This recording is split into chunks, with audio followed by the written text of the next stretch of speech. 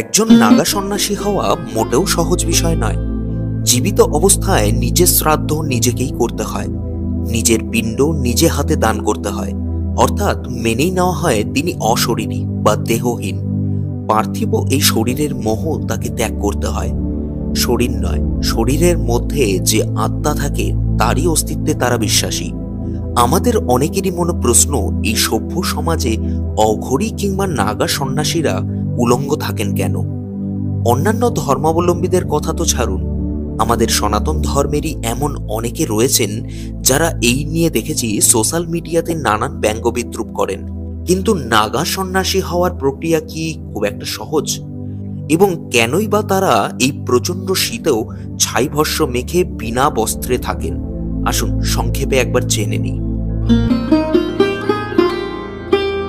নাগা সন্ন্যাসী হওয়ার প্রক্রিয়া খুবই কঠিন এবং দীর্ঘ। একজন সাধারণ মানুষের নাগা সন্ন্যাসী হয়ে উঠতে কমপক্ষে প্রায় 6 বছর সময় লাগে। নিয়ম মতে একজন উলঙ্গ নাগা সাধু শুধুমাত্র কোটি ছাড়া আর কিছুই পড়তে পারবেন না। কুম্ভ মেলাতেই সন্ন্যাসী হওয়ার জন্য চূড়ান্ত শপথ নেন তারা। এই সময় অনেকে জীবন থেকে তাদের শেষ বস্ত্রটুকুও ত্যাগ করেন।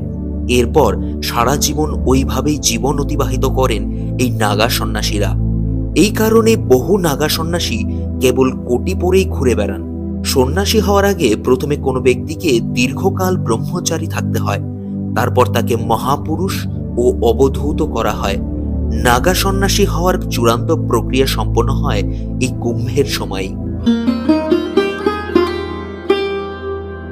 পুণ্য লগ্নে স্নান করে নিজের পিণ্ড নিজেকে দান করতে হয়, সারতে হয় ডান্ডি সংস্করণ প্রথা সহ আরো অনেক নিয়ম কানুন। নাগা সন্ন্যাসীরা নিজেদের শরীরে যে ছাই মাখেন তাও কোনো সাধারণ ছাই নয়। বিশেষ নিয়ম মেনে যজ্ঞকুণ্ডে পিপল, রসালা, বেলপাতা, কলা এবং শুকনো গরুর গোবর পুড়িয়ে তারপরে প্রস্তুত করা হয় যজ্ঞের এই বিশেষ ছাই। বিশেষজ্ঞদের মতে নাগা শব্দের অর্থ ধর্মের রক্ষক। সনাতন ধর্মকে রক্ষা করাই তাদের একমাত্র কাজ।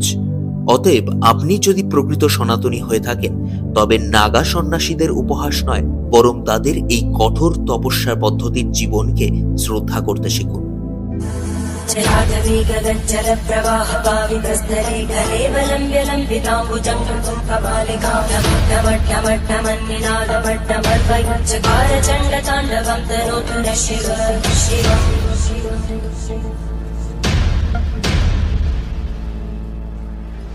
Jatha